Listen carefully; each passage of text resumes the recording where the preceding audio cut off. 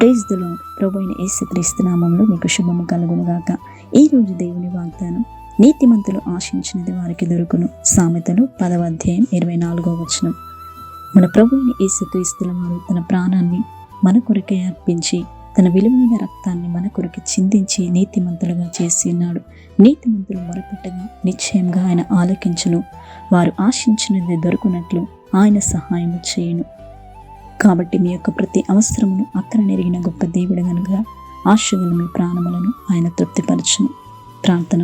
మహోన్నతమైన గొప్ప దేవ, మహాగరుడా, నీకు స్తోత్రములు చెల్లిస్తున్నాం. ఆశగలిగిన ప్రతి ప్రాణములను మీరే తృప్తిపరచండి.